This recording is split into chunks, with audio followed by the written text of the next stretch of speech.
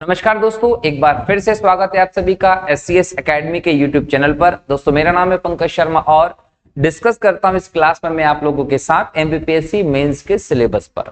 MPPSC mains के syllabus को जब आप देखते हैं तो उसके पेपर नंबर 2 के सेक्शन बी में समाजशास्त्र विषय है। 150 अंक का ये पूरा सब्जेक्ट आपको आने वाला है दोस्तों, और इस पर लगातार हमारी ये लेक्चर सीरीज चल रही है जिसके लगभग 27 एपिसोड हो चुके हैं। इन 27 एपिसोड या लेक्चर के माध्यम से हमने दोस्तों इसके पूरे एक यूनिट को खत्म कर लिया है और दूसरे यूनिट पर चर्चा चल रही है। पिछले लेक्चर में मैंने दूसरे यूनिट का तीसरा टॉपिक शुरू किया था जिसमें हम लोग अपराध के बदलते परिदृश्य पर चर्चा कर रहे हैं। और जब हम अपराध के बदलते परिदृश्य पे चर्चा करते हैं दोस्तों तो उसका पहला टॉपिक हम लोगों ने चर्चा किया था नशे की लत। नशे की लत बोल दें या नशीली दवाओं की लत बोलें, ये टॉपिक में अपने पिछले लेक्चर में डिस्कस कर चुका हूं। आप में से ऐसे लोग जो पहली बार मुझे YouTube पर देख रहे हैं, मेरी इस लेक्चर सीरीज से जुड़े हैं दोस्तों, वो सभी पुराने लेक्चर जो हैं समाज शास्त्र के, वो हमारे इस YouTube चैनल पर जो प्लेलिस्ट है उसमें जाके देख सकते हैं। पूरा मटेरियल विथ नोट्स मैंने अपलोड कर रखा है, आप लोगों को तैयारी में बहुत हेल्प मिलने वाली है। आज के इस लेक्चर में नया टॉपिक शुरू करेंगे और आज का जो नया टॉपिक है वो है दोस्तों आत्महत्या। आत्महत्या या सुसाइड एक ऐसी आपको प्रवृत्ति हमारे समाज में देखने को मिल रही है जो पहले के समय भी समाज में मौजूद थी, लेकिन उसकी स्थिति हम देखें तो कारण अलग थे, बहुत ही कम स्थिति में देखने को मिलती थी, एक वर्ग तक सीमित व्यवस्था थी। लेकिन जब हम आज के आधुनिक समाज की बात करते हैं, जब एक बहुत बड़ा वर्ग अवसाद, चिंता, टेंशन से गुजर रहा है, तो आत्महत्या की जो व्यवस्था है वो हमें ज्यादा देखने को मिल रही है। आज छोटे बच्चों में बहुत ज्यादा हम देखें ये प्रवृत्ति देखने को मिली है। आज के इस लेक्चर में जब डिस्कस करेंगे तो अलग अलग पॉइंट्स में जाकर आपको बताऊंगा और मैं इसको लेकर आपको एक डेटा, एक आंकड़ा भी बताऊंगा कि हमारे देश में आत्महत्या की प्रवृत्ति वर्तमान में किस स्तर तक बढ़ चुकी है। बच्चों में, छात्रों में, घर परिवार के लोगों में बहुत ज्यादा हम लोगों को ये प्रवृत्ति देखने को मिल रही है। इसके अलग अलग कारण है, सब पर चर्चा करेंगे। बताता हूं सबसे पहले कि इस टॉपिक में हम कौन कौन से मुद्दे देखेंगे। सबसे पहले तो हम देखेंगे कि आत्महत्या का अर्थ क्या होता है। जब आप एग्जाम की दृष्टि से आत्महत्या वाले टॉपिक को पढ़ते हो ना, तो आपको इसकी एक परिभाषा लिखनी पड़ेगी। तो यहाँ हम लोग अर्थ देखेंगे, इसकी एक व्यवस्थित परिभाषा पर चर्चा करेंगे जो आप एग्जाम में लिख सकते हैं। और अर्थ के बाद फिर हम देखेंगे कि आत्महत्या के समाज में कारण क्या है। विभिन्न कारणों पर चर्चा की जाएगी। बच्चों में आत्महत्या के कारण क्या है, महिलाओं में आत्महत्या के कारण क्या है, पुरुषों में आत्महत्या के कारण क्या है, सभी का एक अलग विश्लेषण मैं आप लोगों के लिए लेकर आया हूं आज। और उसके बाद फिर हम बात करेंगे कि दुर्खिम का सिद्धांत, दुर्खिम के बारे में हम बात करेंगे। इसका सिद्धांत क्या है, आत्महत्या को इसने कितने प्रकारों में बांटा है, सब पर चर्चा की जाएगी। फिर हम बात करेंगे कि आत्महत्या की समस्या का निवारण क्या है, कैसे आत्महत्या की प्रवृत्ति को समाज में कम किया जा सकता है, आत्महत्या के लिए जा रहे लोगों को कैसे इससे दूर किया जा सकता है, कैसे लोगों को इस कुप्रथा से बचाया जा सकता है। इसके बाद फिर हम बात करेंगे कि भारत में आत्महत्या की प्रवृत्ति की स्थिति क्या है, कितने लोग साल में हमारे आत्महत्या कर लेते हैं, वैश्विक व्यवस्था से इसकी तुलना की जाएगी। और उसके बाद हम देखेंगे कि गृहिणियों में अगर ज्यादा आत्महत्या हो रही है तो उसके क्या कारण हैं। गृहिणियों में आत्महत्या के बाद शैक्षणिक केंद्रों में आत्महत्या के बढ़ते मामलों को देखेंगे। कई बार आप लोगों ने लगातार सुना होगा कोटा में स्टूडेंट्स आत्महत्या करते जा रहे हैं। हम इंदौर में है, इंदौर में कई सारे बच्चे ऐसे हैं जो अपने हॉस्टल के कमरों में फांसी पे लटक जाते हैं, कुछ ना कुछ खा लेते हैं, बिल्डिंग पे से कूद जाते हैं। तो ये शैक्षणिक केंद्रों में आत्महत्या के बढ़ते मामले क्यों हैं, इसके क्या कारण है वो देखेंगे। फिर हम बात करेंगे कि आत्महत्या के जोखिम को बढ़ाने वाले क्या कारण है, कौन से कारकों से ये जोखिम बहुत ज्यादा बढ़ जाता है, आत्महत्या को रोकने हेतु क्या उपाय किए जाने चाहिए, उस पर हम लोग चर्चा करेंगे। और फिर हम बात करेंगे कि आत्महत्या को रोकने के लिए सरकार क्या पहल कर रही है, सरकार के द्वारा इसके लिए क्या क्या कदम उठाए गए हैं और क्या क्या योजनाएं चलाई जा रही हैं। एक समय ऐसा था जब आत्महत्या के प्रयास को कानून और अपराध की श्रेणी में डाला था, लेकिन बाद में इसमें व्यवस्था में बदलाव किया गया और कहा गया कि आत्महत्या करने का जो व्यक्ति प्रयास कर रहा है वो मानसिक रूप से पहले ही डिस्टर्ब है और उसके ऊपर एक सजा की व्यवस्था डालकर उसको और ज्यादा परेशान करने का प्रयास किया जा रहा है।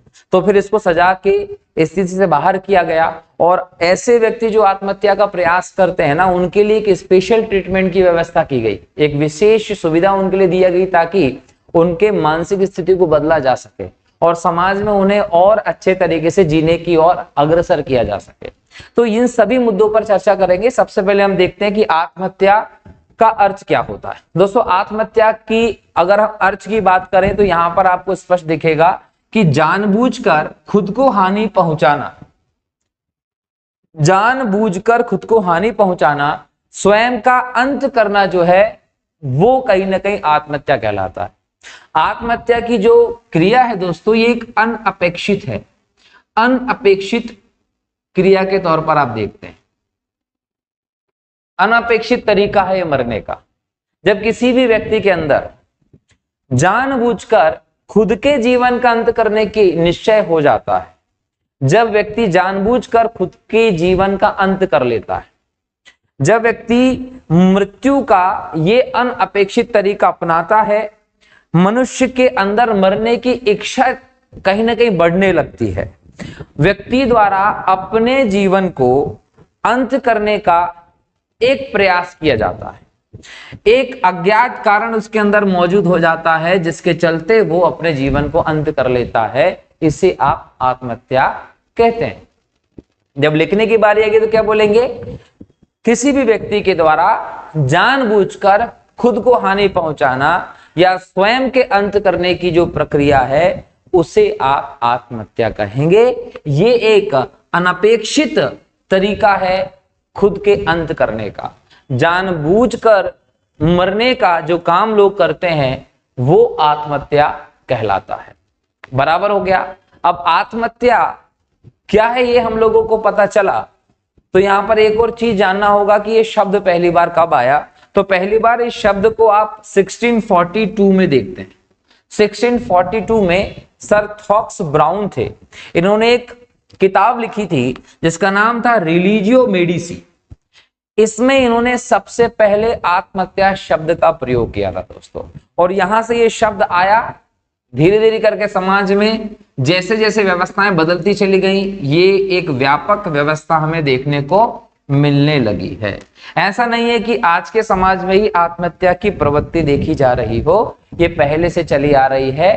पहले इसके कारण कुछ और होते थे, आज की अवस्थिति कुछ और होती थी। जैसे अगर हम बात करें उस जमाने की जब भारत में मुस्लिम आक्रांता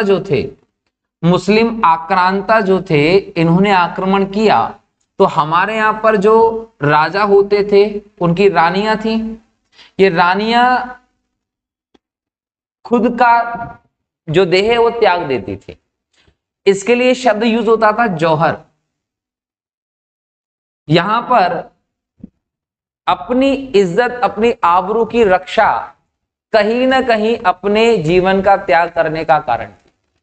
क्योंकि ये जो मुस्लिम आक्रांता थे वो राजाओं पर आक्रमण करके उनको मार देते थे और उनके इलाके में, उनके महल में जितनी भी औरतें होती थी, उनकी रानियां होती थी, उन रानी को ले जाकर उनके साथ अभद्र व्यवहार करते थे और उन्हें अपनी पत्नी बनाकर रखते थे, उनसे बच्चे पैदा करवाते थे। और हमारे यहाँ पर आत्मसम्मान की जब हम बात करते हैं, एक स्त्री के लिए उसकी जो इज्जत की हम बात करते हैं वो बहुत बड़ी होती थी और किसी भी कंडीशन में ऐसे विदेशी आक्रांताओं के कब्जे में स्त्रियां नहीं जाना चाहती थी, अपने मान सम्मान, मर्यादा, पवित्रता को बनाकर रखना चाहती थी। ऐसे में रानियां क्या करती थी? जौहर कर लेती थी, अग्निकुंड में कूद जाती थी या फिर जहर खा लेती थी और अपना कहीं ना कहीं देह त्याग देती थी। तो ये उस समय अलग रीजन होते थे। आज के जमाने में हम देखें, अवसाद, चिंता, विभिन्न कारणों के चलते अलग अलग आयु वर्ग के लोग अपना जीवन त्यागने का काम कर रहे हैं। तो यहां पर आज के संदर्भ में आत्महत्या के कारणों को जानना जरूरी है। आज अगर हम देखें आत्महत्या के कारण क्या है, तो यहां पर आपको पता चलेगा, पहला सामाजिक तत्व। विभिन्न सामाजिक तत्वों के आवेश में आकर लोग आज आत्महत्या कर लेते हैं। सामाजिक व्यवस्था में कहीं ना कहीं ये चीज हमको देखने को मिलती है। फिर हम लोग व्यक्तिगत तत्व देखते हैं कि व्यक्तिगत कारणों से भी व्यक्ति जो होता है वो आत्महत्या के कदम उठाने के लिए कहीं ना कहीं मजबूर हो जाता है। एक तरफ हम जाएं तो मूल्यहीनता तथा उत्साहहीनता की भावना भी आती है। कोई व्यक्ति बहुत बड़े बड़े आदर्शों पर चलने वाला हो जाता है, वो बहुत उत्साह से काम करने वाला हो जाता है, लेकिन कभी कभी उसके जीवन में कोई ऐसी घटना हो जाती है जिसके कारण उसने जो रेपुटेशन बनाई थी, जिन आदर्शों पर वो चलता था, वो आदर्श खत्म हो जाते, उसकी रेपुटेशन खत्म हो जाती। समाज में उस पर एक प्रकार की इंसल्ट फील होती है और उसको ऐसा लगता है कि भाई मैं क्या मुंह लेकर समाज के सामने जाऊंगा, और विभिन्न चीजें होती हैं जिसके चलते वो व्यक्ति क्या करता है, आत्महत्या का कदम उठा लेता है। इसके बाद हम बात करें, यौनिक उन्मुखीकरण भी एक कारण है। यौनिक समस्या जो है वो बहुत बड़े लेवल पर हमें दिखाई पड़ती है। किसी के साथ अगर कुछ गलत हुआ है जिसकी वजह से संबंधित व्यक्ति आत्महत्या की ओर अग्रसर हो जाता है, ऐसे हम लोगों ने देखा है कई सारे रेप के केसेस और विभिन्न प्रकार की व्यवस्थाएं जिसमें आत्महत्या की है। विशेष प्रकृति वाले व्यवहार जब किसी से किए जाते हैं तो आत्महत्या कर लेते हैं। जिसमें हम लोग कहें कि किसी से आप अछूत मान रहे हैं, किसी के साथ आप संबंध रख नहीं रहे हैं, किसी को आप साइड में कर देते हैं, इग्नोर करने लगते हैं, उसको नीचा फील कराने की कोशिश करते हैं, उसको अछूत मानकर उसको अपनी व्यवस्था से दूर करने की कोशिश करते हैं, जिससे उस व्यक्ति के अंदर हीनता की भावना आ जाती है और वो आत्महत्या करने के लिए मजबूर हो जाता है, इस प्रकार का कदम उठाता है। इसके अलावा सामना करने की निम्न शक्ति। देखिए कभी कभी क्या होता है कि कोई व्यक्ति किसी विकट परिस्थिति से गुजर रहा होता है, उसके ऊपर किसी भी प्रकार का कोई संकट आ जाता है, किसी बीमारी से जूझ रहा होता है और बहुत ज्यादा गंभीर दर्द की व्यवस्था में वो है, ऐसे में वो उससे छुटकारा पाता है। अब छुटकारा अगर पाना चाहता है तो कैसे पाएगा, तो वो कोशिश कर लेता है कि भाई मैं मेरे जीवन को समाप्त कर देता हूं ताकि टेंशन ही नहीं रहेगा। कई गंभीर बीमारी हम लोग देखते हैं, कैंसर से, एड्स से, ऐसी कई सारी चीजों से लोग पीड़ित होते हैं। अब वो इलाज करवा नहीं पा रहे हैं, सुविधाएं उस लेवल पर उनके पास नहीं है, लेकिन रोज का दर्द भी उनको सहना है, तो ऐसे में उससे मुक्ति पाने के लिए वो आत्महत्या का कदम उठा लेते हैं। बहुत बड़े लेवल पर हमारे देश में ये समस्या मौजूद है। उसके बाद हम देखें सामाजिक तथा शिक्षा का स्तर, रोजगार खो जाना। आप देखिए कि कोई व्यक्ति ऐसा होता है कि जो कम शिक्षा प्राप्त करवाता है, उसके समय शिक्षा प्राप्त करने के अवसर निम्न थे, किसी समस्या के चलते वो शिक्षा नहीं प्राप्त कर पाया है और उन्हीं सभी कारणों से समाज का में उसका स्तर जो होता है वो ज्यादा बेहतर वो नहीं कर पाता है, जिसके कारण वो अंदर ही अंदर एक अपमान की भावना से कुंठित होता रहता है और अंत में वो अपना जीवन त्यागने का फैसला कर लेता है। और ऐसे ही कई सारी व्यवस्था में देखें, कोई व्यक्ति बेहतर रोजगार में है, अपना परिवार चला रहा है, लेकिन जब उसका रोजगार चला जाता है उसको पारिवारिक व्यवस्था को चलाने में समस्याएं आती हैं। जब वो समस्याएं फील करता है पारिवारिक व्यवस्था को चलाने में, अवसाद और चिंता का शिकार हो जाता है और फिर उसको कुछ नहीं दिखता, वो इस प्रकार का रास्ता अपना लेता है, जीवन त्याग कर देता है। ठीक इसी प्रकार से अनुचित निर्णय, आत्मविश्वास खो जाना। जीवन में आप जब यात्रा अपनी चला रहे हो, बचपन से लेके मृत्यु तक का जो दौर आप करते हो, अलग अलग स्टेज से गुजरते हो। कई बार आपको निर्णय लेना होता है जो आपके जीवन को एक अलग मोड़ पर ले जाते हैं। अब आप वो निर्णय अगर सही ले लेते हो, एक सही रास्ते पे जाते हो, सम्मान के रास्ते पे जाते हो, तो आपको कोई दिक्कत नहीं है। लेकिन कभी कभी आप एक गलत निर्णय ले लेते हो या आपके अंदर वो आत्मविश्वास चला जाता है उस गलत निर्णय के कारण, और वो गलत निर्णय आपको समाज में एक हीनता की ओर ले जाता है। उससे बचने के लिए आप आत्महत्या का रास्ता अपना लेते हो। क्यों? क्योंकि आप अपने अंदर एक पछतावा में जाते हो कि मुझे ऐसा नहीं करना चाहिए था, ऐसा नहीं करना चाहिए था, और आप आत्महत्या की ओर बढ़ जाते हो। पारिवारिक समस्याएं होती हैं। पारिवारिक समस्याएं जैसे घरेलू हिंसा हो गई, पुरुष स्त्री से परेशान है, स्त्री पुरुष से परेशान है, एक प्रकार की प्रताड़ना मानसिक रूप से झेल रहे होते हैं। परिवार में ऐसा होता है कई बार बच्चे अपने माँ बाप के प्रति अत्याचार कर देते हैं और कई बार ऐसा होता है कि माँ बाप अपने बच्चों के प्रति अत्याचार की सीमाएं लांघ देते हैं। इन सभी समस्याओं से, कलह से परेशान होकर हमारे यहाँ समाज में आत्महत्या की प्रवृत्ति हमें देखने को मिलती है। भले ही वो संपत्ति संबंधी विवाद हो, पति पत्नी के विवाद हो, सास बहू के विवाद हो, बहुत सारे विवाद ऐसे आते हैं जिनके चलते आत्महत्याएं हमें देखने को मिलती हैं। ठीक इसी प्रकार से देखें, मानसिक विकार, अवसाद, नशा का सेवन या नशीली दवाओं की लत जो होती है वो आत्महत्या की तरफ ले जाती है। कोई व्यक्ति मेंटली डिस्टर्ब है, अब मेंटली डिस्टर्ब है तो उसको समझ में नहीं आता कि वो क्या करे, और उसमें वो कहीं ऐसे रास्ता अपना लेता है जिससे उसका जीवन खत्म हो जाता है। चिंता का शिकार व्यक्ति जो होता है उसको कोई रास्ता नहीं दिखता अपने सामने, क्योंकि चिंता, अवसाद जो है वो उसके सारे रास्तों को देखने की क्षमता को बंद कर देती है और आपको एक अंधेरा सा लगने लगता है। आपकी समस्याओं का समाधान क्या होगा वो आपको नहीं लगता कि आप खोज पाएंगे। ऐसे में व्यक्ति को एक ही रास्ता दिखता है कि वो जीवन को खत्म कर लेगा तो समस्याएं भी खत्म हो जाएंगी। नशीली दवाओं की लत में आदमी लग जाता है और उन दवाओं का प्रयोग करते करते करते करते आदमी जो होता है वो कहीं ना कहीं मृत्यु को पाता है। नेक्स्ट हम देखिए, कृषि अर्थव्यवस्था में किसानों के द्वारा आत्महत्या की जाती है। हमारे देश में अगर हम देखें तो प्रत्यक्ष अप्रत्यक्ष तौर पर लगभग 70% लोग जो है वो कृषि से जुड़े हुए हैं और भारत एक कृषि प्रधान देश है। बड़ी जनसंख्या रोजगार कृषि से पाती है। हमारे देश में रोजगार देने वाला सबसे बड़ा सेक्टर अगर कोई है तो वो कृषि है। अब ऐसे में कोई किसान जो है वो बड़ी उम्मीद के साथ अपनी फसल लगाता है, लेकिन मौसम की मार या किसी भी कारण से उसकी फसल बर्बाद हो जाती है। अब उसको अपना जीवन चलाना है, बच्चों की शादी करना है, ऐसे में वो कर्ज लेना शुरू कर देता है। जब फिर से उसकी फसल खराब होती है तो फिर उस कर्ज को चुकाने की स्थिति में वो नहीं होता और फिर सामाजिक अपमान और बाकी चीजों से बचने के लिए वो आत्महत्या का रास्ता अपना लेता है। आज के समय में भी जब हम इतने आधुनिक समय में गुजर रहे हैं, भारत विकास की नई नई ऊंचाइयों को छू रहा है, ये कड़वा सच हमें देखना होगा, जानना होगा, समझना होगा कि हमारे देश में आज भी हजारों किसान ऐसे हैं जो आत्महत्या का रास्ता अपनाते हैं दोस्तों। इसके अलावा हम देखें कि कर्ज का बोझ समाज की व्यवस्था में एक स्टैंडर्ड मेंटेन करना आदमी के लिए एक मजबूरी सी हो गई और उस स्टैंडर्ड को मेंटेन करने के लिए आप क्या करते हैं, कर्ज लेना सही समझते हैं।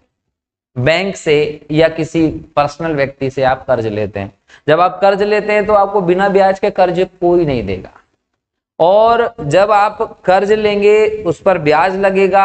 आपके पास रोजगार नहीं है, समय पर आप कर्ज नहीं चुका पाते, कर्जदाता जो होता है वो आपके यहाँ पर चक्कर लगाता है, आपको प्रेशराइज करता है, मजबूर करता है, बेइज्जती होती है आपकी। और उस सबसे बचने के लिए जब आपको लगता है कि मैं कर्ज नहीं चुका पा रहा हूं, समस्याएं हैं, अवसाद में ग्रस्त होकर आप आत्महत्या का रास्ता अपना लेते हैं।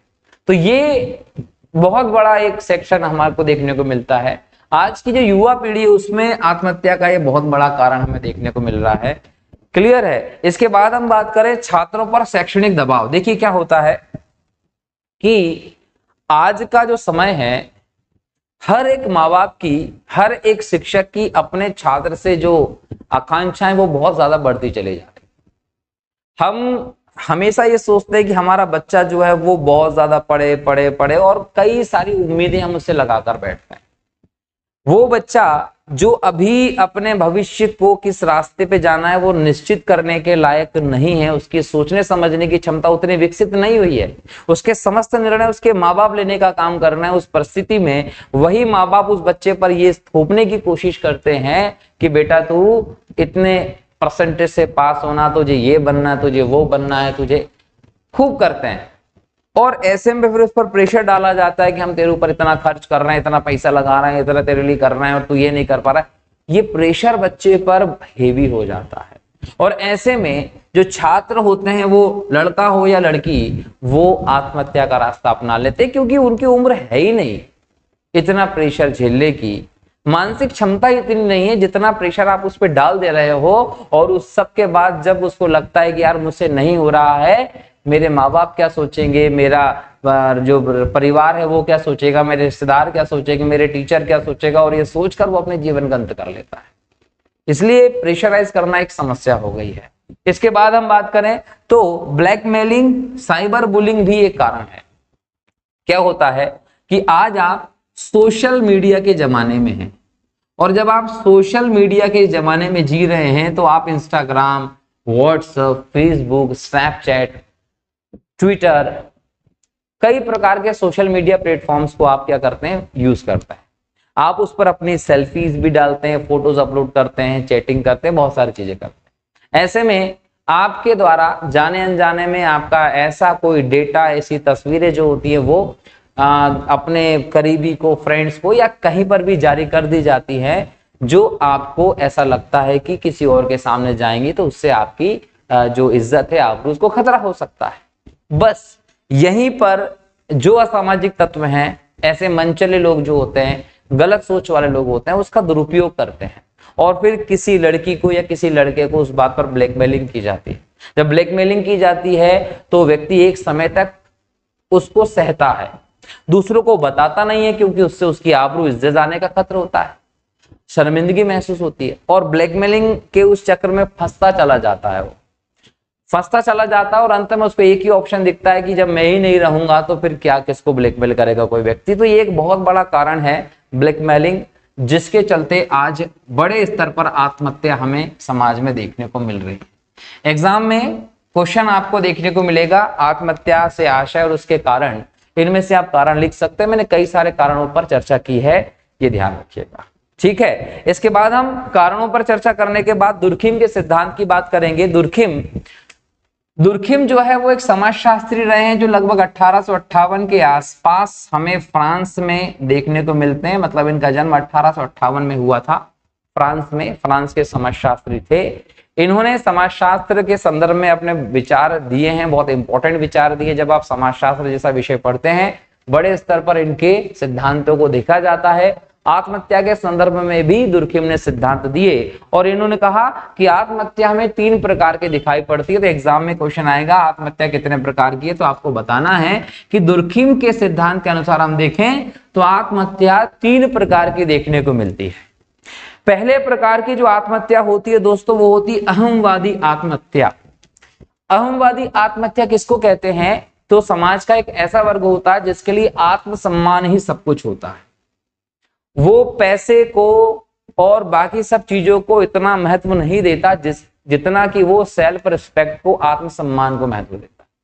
और कुछ ऐसे गतिविधियां, कुछ ऐसे कारण उसके सामने स्थापित हो जाते हैं जिसके चलते उनका आत्मसम्मान चला जाता है। और आत्मसम्मान जब उनका चला जाता है, वो खुद ही खुद में एक प्रकार सही महसूस नहीं करते और अपने जीवन को त्याग देते हैं। तो आमवादी आत्महत्या उन लोगों के द्वारा की जाने वाली आत्महत्या है जिनके लिए आत्मसम्मान ही सब कुछ होता है, और जब उनका आत्मसम्मान को चोट पहुंचती है तो वो आत्महत्या का रास्ता अपना लेते हैं। दूसरे होते हैं परार्थ की आत्महत्या। ये ऐसे लोग होते हैं जिनको व्यक्तिगत जीवन का महत्व नहीं होता, वो हमेशा दूसरों के लिए जीवन जीना चाहते हैं। दूसरों के लिए जीवन जीना चाहते हैं, वीरतापूर्वक कार्य करके किसी के लिए कुछ करते करते जो मर जाते हैं, वो परार्थवादी होते हैं। जैसे हमारे देश में हम देखें, कई सारे स्वतंत्रता सेनानी ऐसे हुए हैं जिन्होंने देश के लोगों को जागृत करने के लिए, आजादी दिलाने के लिए अपने प्राणों का बलिदान कर दिया। ऐसी मुझे याद आता है कि भगत सिंह, राजगुरु सुखदेव जी जब जेल में बंद थे तो उनके सामने ये व्यवस्था थी कि वो जेल से भाग जाते या वो पकड़े ही ना जाते, क्योंकि अंग्रेज सरकार के सैनिकों में, सरकार के अधिकारियों में इतनी ताकत थी ही नहीं कि वो इन वीरों को पकड़ पाते। ये तो पब्लिक सेफ्टी बिल विवाद का समय था, जब 1929 के आसपास हम देखें, भगत सिंह, राजगुरु सुखदेव जैसे हमारे महान क्रांतिकारी भागे नहीं, जानबूझकर अंग्रेजों की गिरफ्त में आए, और जब उन्हें फांसी की सजा सुनाई गई, भागने के अवसर कई सारे थे लेकिन वे भागे नहीं, और उन्होंने देश के हजारों लाखों लोगों को एक प्रकार से प्रेरित करने के लिए कि भाई अपने देश के लिए, मातृभूमि के लिए मिटने का समय आ गया है। आज हम लोग शहीद होंगे तो हमारी शहादत हजारों लोगों को प्रेरित करेगी और वो घरों से बाहर निकलेंगे और अपनी मातृभूमि के लिए लड़ेंगे, आजादी के लिए लड़ेंगे। तो ये परार्थ में इन्होंने खुद से अपने प्राण त्यागे हैं दोस्तों। तो ये परार्थवादी व्यवस्था के अंदर आएगा। और तीसरा आप देखेंगे एनामिक आत्महत्या। एनामिक आत्महत्या किसको कहेंगे दोस्तों, कि एक समय ऐसा आता है जब समाज संकट में होता है, सामाजिक व्यवस्था पे संकट होता है और हमें यह दिखाई पड़ता है कि समाज में ऐसे तत्व मौजूद है ही नहीं जिनको आप नैतिकता के अंदर देखेंगे। मतलब सामाजिक व्यवस्था की नैतिकता छिन्न भिन्न हो जाती है, तहस नहस हो जाती है। नैतिक मूल्य समाज में नहीं बसते और समाज में ऐसी व्यवस्था की हमें जरूरत होती है जो समाज का मार्गदर्शन करें और समाज को एक बेहतर रास्ते पर ले जाने का काम करे। लेकिन समाज जब नैतिक मूल्यहीन हो जाता है, समाज में संकट आ जाता है, तो एक बहुत बड़ा वर्ग आत्महत्या के रास्ते को अपनाता है। ऐसी व्यवस्था को आप एनामिक आत्महत्या कहते हैं। तो श्रीमान दुर्खिम महोदय जो रहे फ्रांस के समाजशास्त्री, इन्होंने 3 प्रकार की आत्महत्याओं पर प्रकाश डाला था दोस्तों, जो अहमवादी आत्महत्या, परार्थ की आत्महत्या और एनामिक आत्महत्या होती है। इनको डिटेल में मैंने आप लोगों को समझाया, ध्यान रखेंगे। ये दुर्खिम का सिद्धांत हुआ है।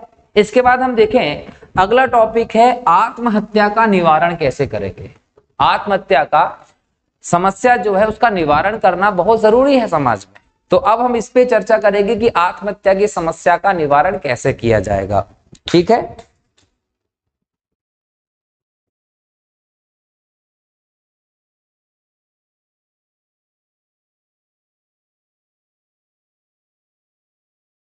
तो यहां जब हम आत्महत्या की समस्या के निवारण की बात करेंगे तो सबसे पहले हम यह देखेंगे कि आत्महत्या की समस्या का निवारण का सबसे बेहतर तरीका यह है कि समाज में एक ऐसा सिस्टम तैयार किया जाए जो ऐसे लोगों की पहचान करे जो आत्महत्या करने वाले हैं, उनकी ऐसी स्थिति दिखाई पड़े।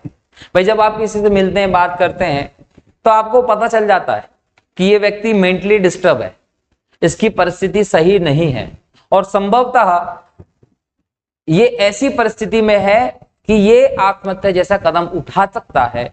उसको आपको कहीं ना कहीं संपर्क में आना होगा, उसकी पहचान करनी होगी, उसके मानसिक स्थिति को बदलने का प्रयास करना होगा, उसके अंदर आत्मसम्मान, उसके अंदर उत्साह, जीवन जीने का जो जज्बा होता है वो जगाना होगा। उसको ये चीज सिखानी होगी, प्रेरित करना पड़ेगा कि भाई समस्याओं का हल है। ठीक है। दूसरा, मादक पदार्थों की सुलभ उपलब्धता को सीमित करना। देखिए मैंने जब कारण बताए थे ना, तो मैंने बताया था कि मादक पदार्थों का सेवन, नशीले पदार्थों का सेवन, नशीली दवाओं का सेवन आत्महत्या का समाज में एक प्रमुख कारण है। तो ऐसे में हमें ऐसे नियमों की तरफ जाना पड़ेगा, सरकार को ऐसे नियम बनाने पड़ेंगे कि इजीली लोगों तक मादक पदार्थ ना पहुंच पाए या तो पहुंच ही ना पाए। ठीक है, अफीम, गांजा, कोकिंग, हेरोइन, ड्रग्स जो होता है वो लोगों तक न पहुंचे, इस बात की व्यवस्था करनी पड़ेगी। कठोर नियम बनाने पड़ेंगे और कठोर दंड का प्रावधान करना पड़ेगा, ताकि मादक पदार्थ यदि लोग नहीं पहुंचेंगे तो आत्महत्या की स्थिति क्या हो जाएगी, कम हो जाएगी। दवाओं की मात्रा को कम करना। जनरली क्या होता है कि हमारे देश में जो बीमार लोग होते हैं, इनको डॉक्टर क्या करता है, डॉक्टर साहब जो होते हैं वो दवाएं देते हैं। अब हम देखें कि कुछ बीमारी ऐसी होती है जिसमें इनिशियली ज्यादा दवाएं देनी पड़ती, लेकिन दवाओं की मात्रा बहुत ज्यादा हो जाती है ना, तो जो बीमार है वो मेंटली डिस्टर्ब हो जाता है। तो आपको दवाओं की मात्रा क्रमशः घटानी पड़ेगी। दवाओं की मात्रा घटेगी, व्यक्ति स्वयं से जीना सीखेगा, व्यक्ति की दवाओं पर निर्भरता कम हो जाएगी और कहीं ना कहीं उसके अंदर एक आत्मविश्वास होगा जीवन जीने के लिए। कम घातक कीटनाशक का प्रयोग करना। देखिए ये सत्य है कि देश में जो आत्महत्या के मामले आते हैं उसमें बहुत सारे मामले ऐसे होते हैं, खासकर ग्रामीण अंचल से संबंधित मामले, जिसमें लोग कीटनाशक दवाओं को पीकर आत्महत्या को अंजाम देते हैं। तो कीटनाशक दवाओं को कम घातक करना पड़ेगा, ऐसी व्यवस्था करनी पड़ेगी कि आदमी अगर उसको पी लेता है गुस्से में, आवेश में आकर, तो उसको हानि ना हो, उसको बचाया जा सके।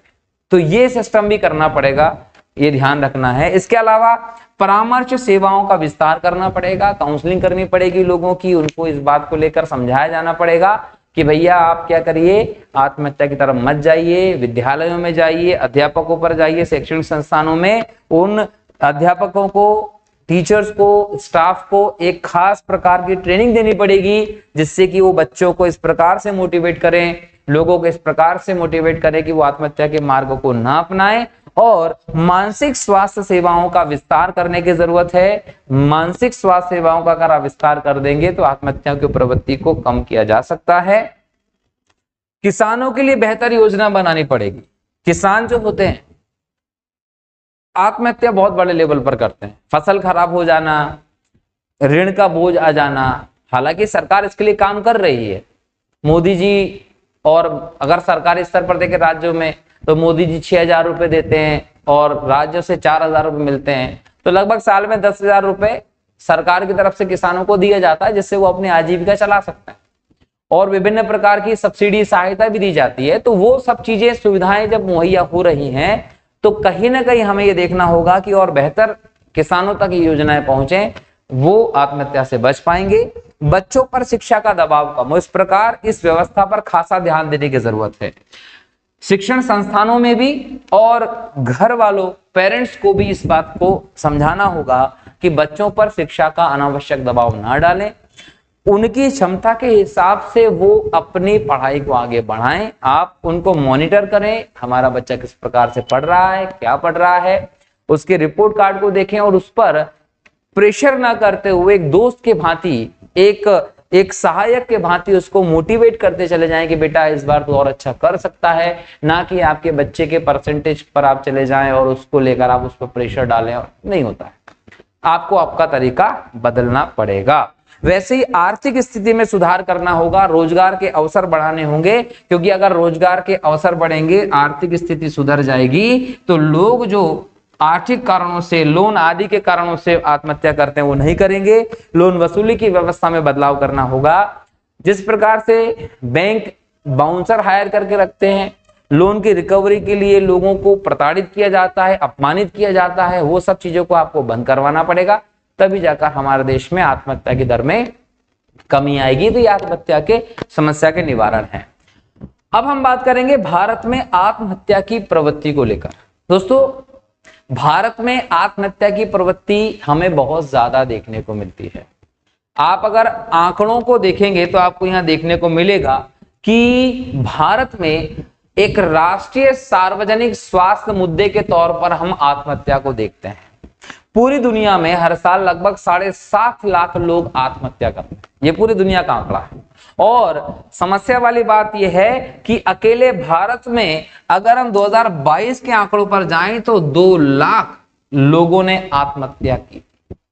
मतलब आत्महत्या के ये वो मामले हैं जो दर्ज किए गए हैं, वो लगभग 2 लाख के आसपास रहे। तो ये सोच लीजिए कि कितने बड़े लेवल पर भारत में हमें आत्महत्या के मामले देखने को मिलते हैं। और इसमें भी एक चीज है कि ये जो 2 लाख मामले दिख रहे हैं, इसमें भी 52% मामले जो हैं वो महिलाओं से संबंधित हैं। किससे संबंधित हैं? महिलाओं से संबंधित दिख रहे हैं ये आंकड़े। 52% महिलाओं से संबंधित। और केरल, तमिलनाडु, ये हमारे देश के ऐसे राज्य हैं जो सबसे ज्यादा शिक्षित माने जाते हैं। इन राज्यों में ये आत्महत्या की दर हमें बहुत ज्यादा देखने को मिलती है। तो कहीं ना कहीं हमें ये समझना होगा कि हमारे देश में आत्महत्या की प्रवृत्ति कहां जा रही है। हम अगर 2022 के आंकड़ों को ही देख रहे हैं तो हमें देखने को मिल रहा है कि लगभग 2 लाख लोग आत्महत्या कर चुके। ठीक है, मतलब ये मानकर चलें कि साल में लगभग 1.5-2 लाख आत्महत्या करते हैं, और इसमें महिलाओं की संख्या 50% से ज्यादा है। और शिक्षित राज्य जो हैं वहां पर आत्महत्या की दर हमें ज्यादा देखने को मिल रही है। और उसमें भी गृहिणियां जो हैं, हाउसवाइफ जो होती हैं, वो ज्यादा आत्महत्या करती हैं। अब गृहिणी जो होती हैं, हाउसवाइफ जो होती है, इनके आत्महत्या करने के ज्यादा कारण क्या है हमें वो देखना पड़ेगा। एक ये कि मदद मांगने की इच्छा ना होना। जब किसी महिला के साथ उसके परिवार में एक प्रकार से अच्छा व्यवहार नहीं होता तो वो किसी और से मदद मांगने की तरफ नहीं जाती है। उसे ऐसा लगता है कि किसी और से मदद मांगूंगी तो क्या इम्पैक्ट पड़ेगा, और बहुत सारी चीजें देखने को मिलती हैं। उसे एक ही रास्ता देखने को मिलता है कि कैसे ना कैसे करके अपना शरीर त्याग दिया जाए, आत्महत्या कर ली जाए।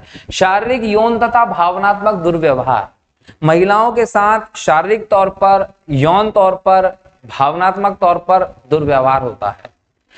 अच्छा व्यवहार नहीं करना, उन्हें हमेशा निम्न दर्शाने की कोशिश करना, हमेशा उन्हें बोल सकते हैं कि एक प्रकार से पिछड़ा मानकर चलना, घर में उसे महिला को एक यूजफुल थिंग के तौर पर देखना कि ये केवल मेरे भूख की वस्तु है, मैं दिन भर काम करूंगा और इसको केवल मुझे खाना देना है, इसके बदले में मुझे इसके साथ शारीरिक संबंध बनाना है, मेरी इच्छाओं की पूर्ति करना इसका दायित्व है। महिलाओं को सिर्फ इतना समझना कि इसका काम बच्चे पैदा करना, उनका लालन पालन करना है। तो ये भावना जो होती है, ये भावना महिला को कहीं ना कहीं आत्महत्या की तरफ प्रेरित करती है। महिला के साथ हिंसा होती है, मारपीट होती है, ये कहीं ना कहीं हमारे लिए एक शर्म की बात है, जिसके कारण महिलाएं आत्महत्या की तरफ जाती हैं। पुरुष ससुराल या परिवार पक्ष का दबाव हमें बहुत ज्यादा महिलाओं पर देखने को मिलता है। एक पुरुष जो होता है या ससुराल पक्ष होता है, जो परिवार होता है, वो महिला पर इस बात का दबाव डालता है कि वो उसके हिसाब से चले, जैसा वो कहें वैसा ही एक महिला करती चली जाए, एक गृहिणी, एक वाइफ करती चली जाए। ऐसी सोच जो होती है वो इनको आत्महत्या की तरफ ले जाती है। ससुराल पक्ष में जब जाती हैं तो महिला को एक दायरे में बांध दिया जाता है, आप उस दायरे के बाहर जाकर काम नहीं कर सकते। और आप प्रैक्टिकली ये चीज सोचते हैं कि जब लड़की अपने मायके में होती है, माता पिता के घर होती है, तो उसे जिस प्रकार की स्वतंत्रताएं मिली होती हैं, वो स्वतंत्रताएं लगभग खत्म कर दी जाती है उसके ससुराल में जाकर।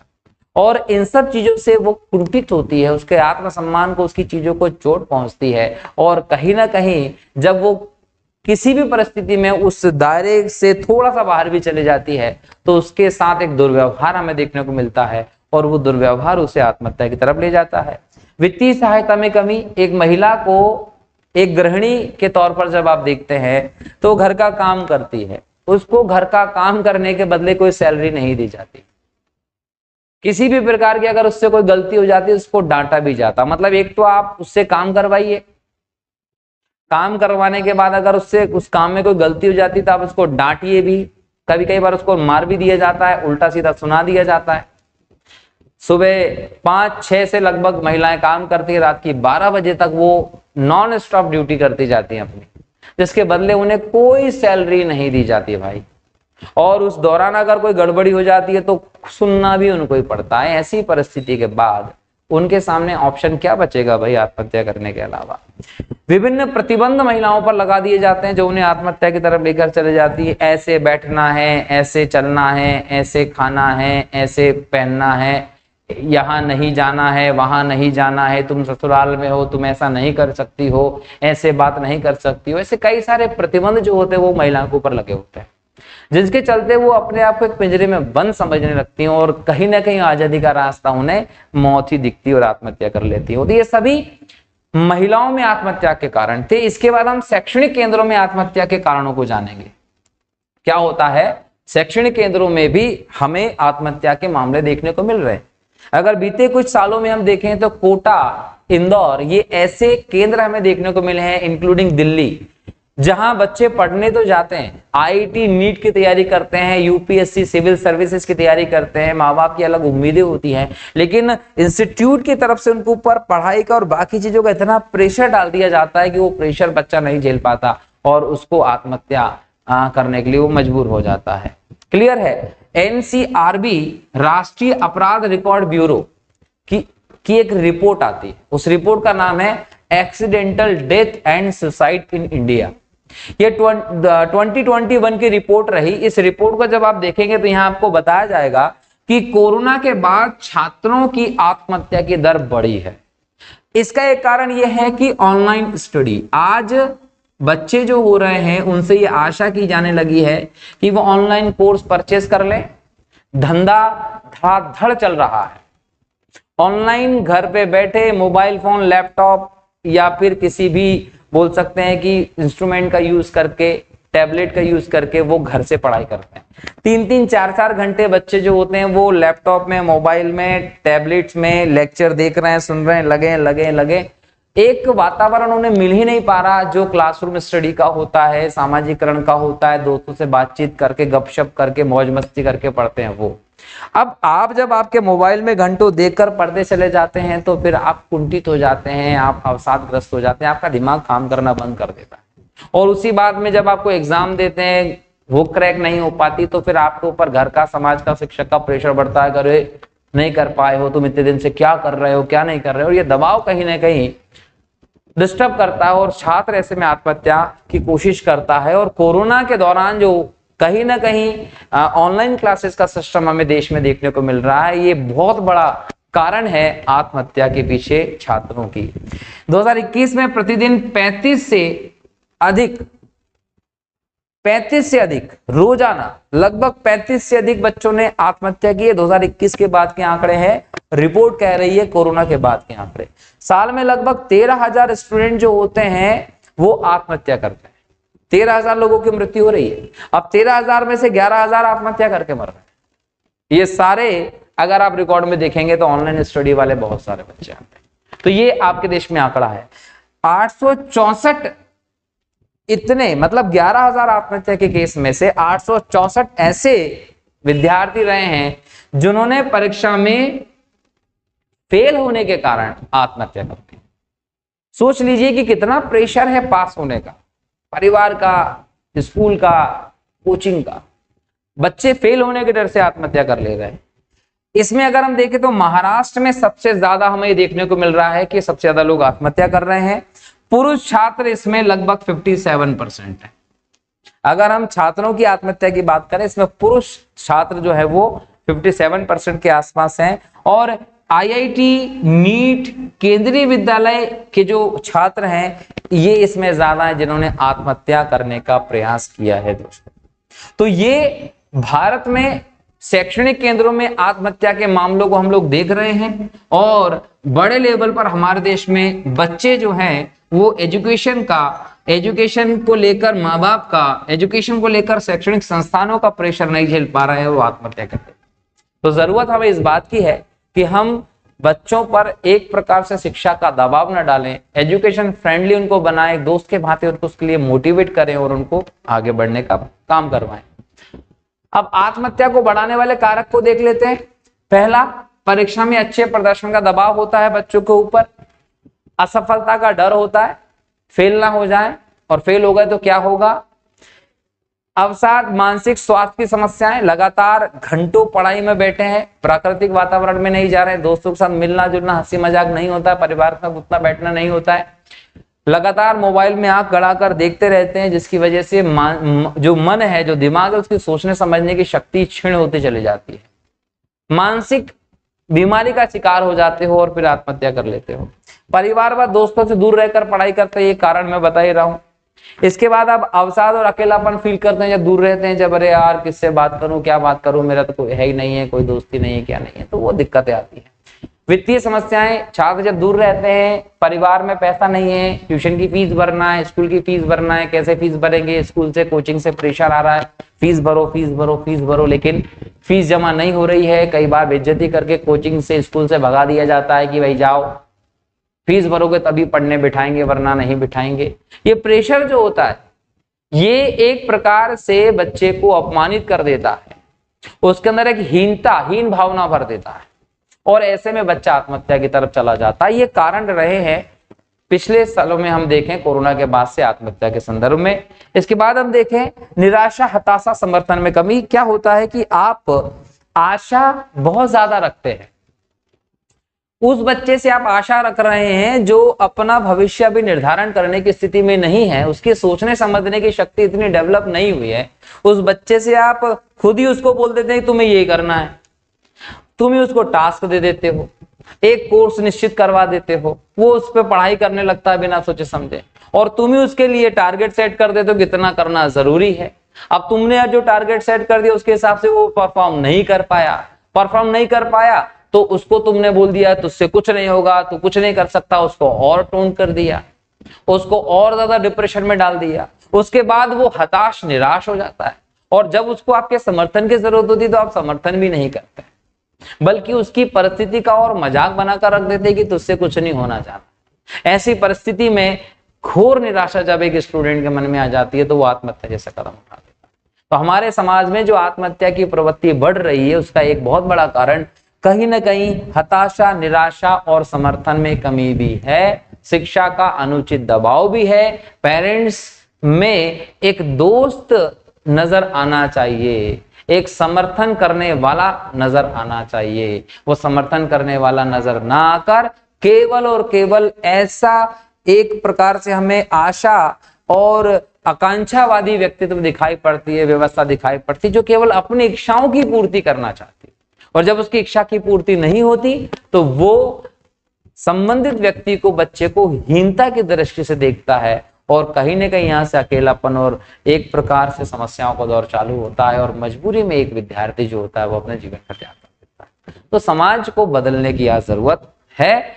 नेक्स्ट हम जाएं, साइबर अपराध भी हमें देखने को मिल रहे हैं। किसी लड़की के साथ, किसी लड़के के साथ ऑनलाइन व्यवस्था में गलत फोटोज और बाकी सब चीजें वायरल होती है, जिसके चलते कहीं ना कहीं वो आत्महत्या की तरफ बढ़ता है। मादक पदार्थों के सेवन के कारण कहीं ना कहीं हम बोल सकते हैं कि बच्चे जो होते हैं वो आत्महत्या की तरफ बढ़ जाते हैं। इसके बाद हम देखें, पारिवारिक संघर्ष जो होता है वो आत्महत्या की तरफ बढ़ा देता है। परिवार में शांति है ही नहीं, आए दिन कलह होती चली जाती है, कोई किसी से केवल लड़ने का, संघर्ष करने का काम करता है, ये आत्महत्या को बढ़ाता है। अपमान और तिरस्कार जब आप बार बार किसी का करते हैं, अरे तुझसे कुछ नहीं होगा, तो किसी चीज के लायक ही नहीं है, हमेशा पिछड़ा रहेगा, हमेशा ऐसा रहेगा, हमेशा वैसा रहेगा, जब बार बार आप किसी को ये चीज करते हैं तो वो आत्मविश्वास खो देता है।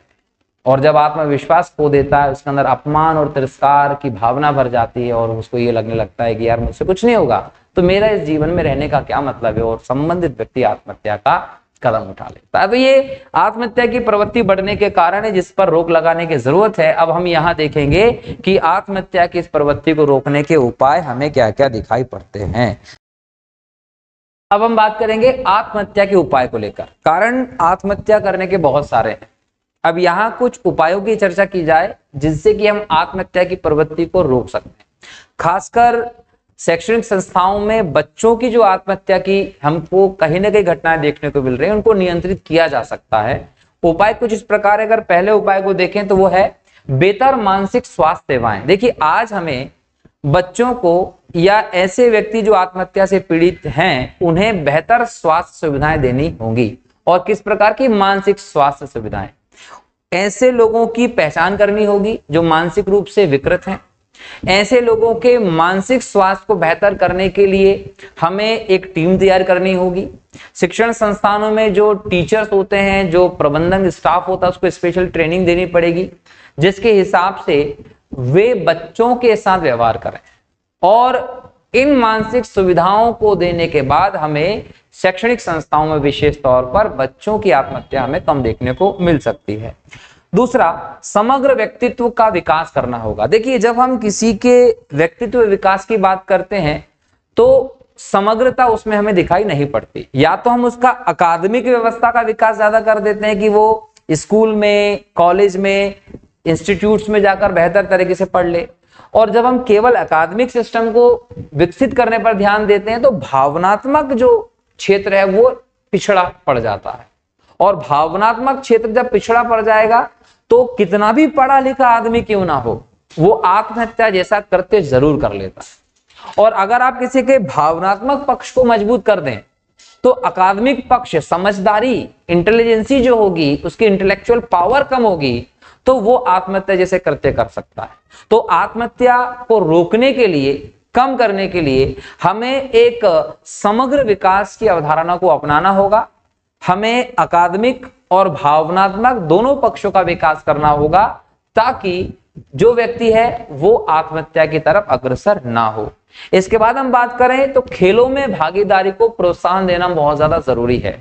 आज के समय में जब हम बच्चों को ही देखें, खासकर कोरोना के बाद जब ऑनलाइन एजुकेशन सिस्टम चालू हुआ, 2-2, 3-3 घंटे बच्चे लगातार मोबाइल पे उलझे होते हैं। बच्चे मोबाइल में गेम खेल रहे होते हैं, रील्स देख रहे होते हैं, या किसी भी प्रकार की गतिविधियों को कर रहे होते हैं। ऐसे में बच्चे बाहर खेलने जा नहीं पाते। जब बाहर खेलने नहीं जाते तो फिजिकल, शारीरिक जो एक्टिविटीज होती हैं वो नहीं हो पाती। अपने दोस्तों के साथ मिलना, मजाक मस्ती करना, घुलना मिलना, बातें शेयर करना, वो नहीं कर पाते। कई सारी बातें बच्चों के मन में ही रह जाती हैं और वो बातें शेयर नहीं कर पाते। मोबाइल फोन्स आदि से मानसिक दबाव बढ़ता है और एक दिन टेंशन में आकर, अवसाद में आकर वो आत्महत्या जैसा कदम उठा लेते हैं। और इसके पीछे कहीं ना कहीं सरकार भी जिम्मेदार है। जब बच्चे घर के बाहर निकलते हैं ना तो उन्हें केवल सड़कें मिलती हैं, आसपास उन्हें ना तो बगीचा मिलेगा, ना पार्क मिलेगा, ना खेल का मैदान मिलेगा। अगर उन्हें खेलने के लिए जाना है तो अपने घर से बहुत दूर जाना पड़ता है। जब बहुत दूर बच्चे जाने की बात करते हैं तो माँ बाप उन्हें दूर नहीं जाने देते।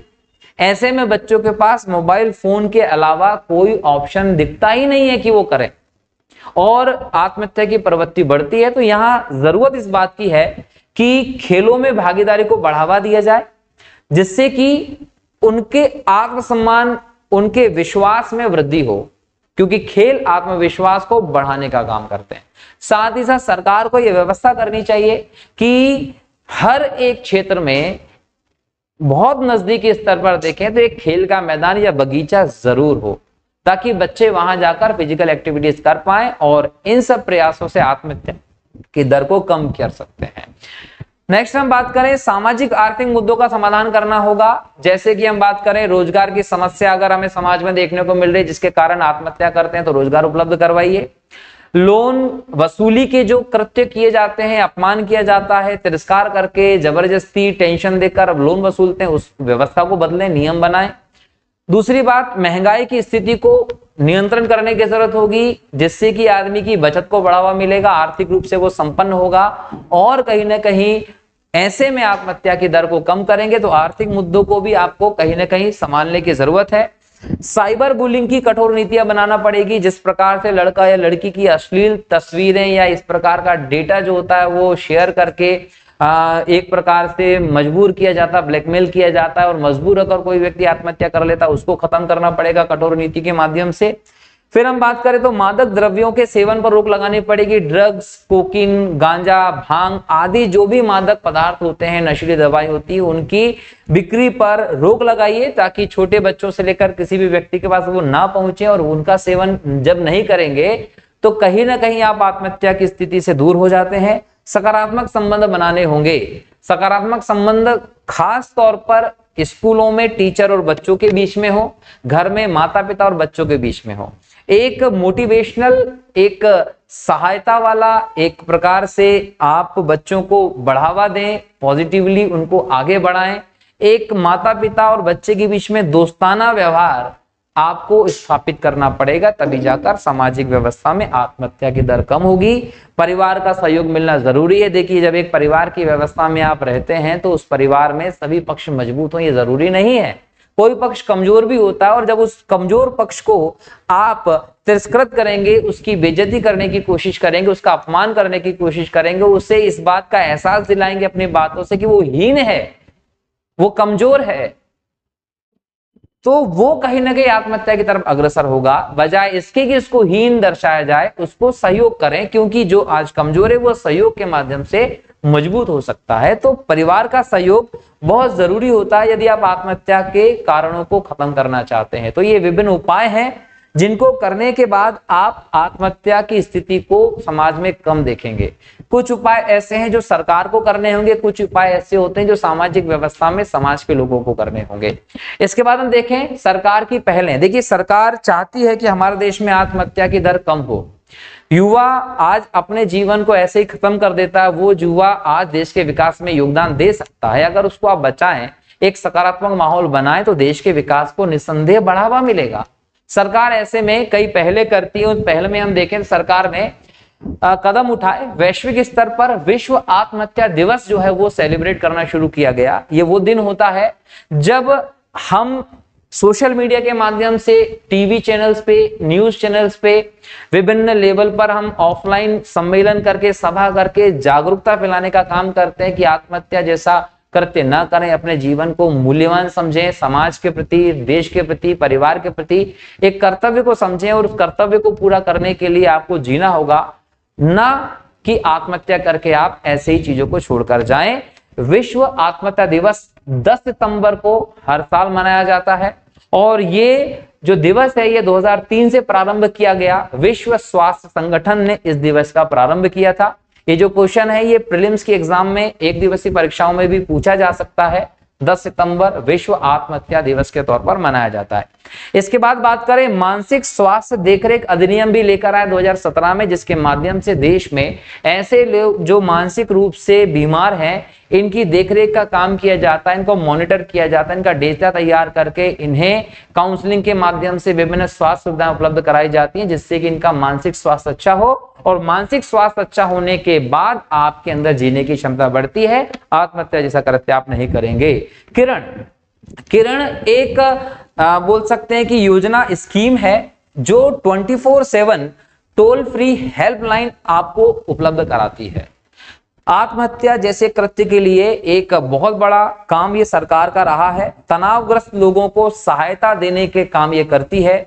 देश का स्वास्थ्य एवं परिवार कल्याण विभाग जो है वो इसको करवाता है। ऐसी एक पहल चलती है मनोदर्पण पहल, शिक्षा मंत्रालय की पहल है। मनोदर्पण पहल जो है वो शिक्षा मंत्रालय की पहल है, जिसमें आत्मनिर्भर भारत को टारगेट किया गया है। मतलब आत्मनिर्भर भारत अभियान जो है उसके तहत ये पहल चलाई जा रही है, ताकि बेहतर तरीके से शिक्षा को बढ़ावा दिया जाए, आत्मनिर्भरता की तरफ समाज को, लोगों को ले जाया जा सके और देश भी आत्मनिर्भर बने, जिससे कि आत्महत्या की स्थिति कमजोर होगी।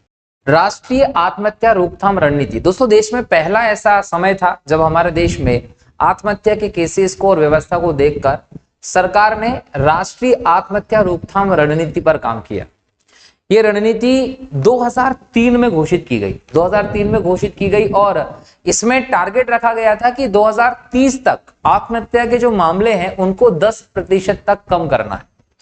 ये मामले जहां 35% तक हमें देखने को मिलते हैं, इस रणनीति में कोशिश की गई थी कि 2030 तक इसको घटाकर 10 तक कर देंगे, 10% तक की कमी कर देंगे।